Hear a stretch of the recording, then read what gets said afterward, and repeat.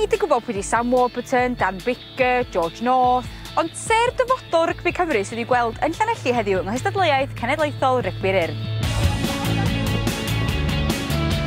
Dros y 2 ddiwrnod diwethaf, mae 156 o dima 7 bob ochr bechgyn a merched wedi bod yn cystadlu.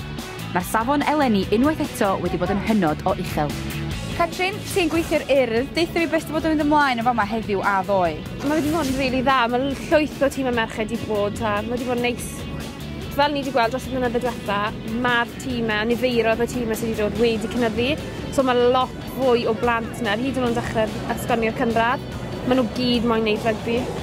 Oedd yn gêm un ochrog yn ffeinal bechgyn blwyddyn 7 ac 8. Ysgol Aberdâr ac Ysgol Glantaf oedd yn chwarae, a Glantaf yn mynd â hi. Llonggwerchad mawr i chi, boys. Be sgwnnw chdi fan'na, Jack?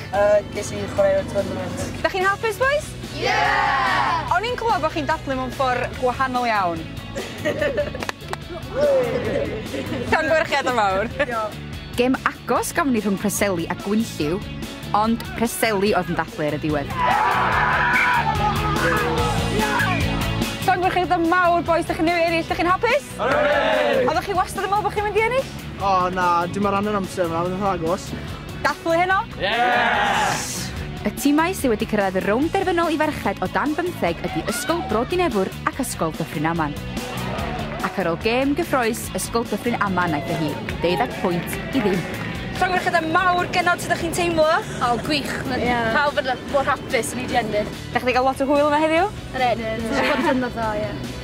Be mae pawb yn yr ysgol yn dweud bod chi wedi ennill? O, bydd nhw mor gyffroes a hapus, ie. Ydych chi'n hapus? Yeah!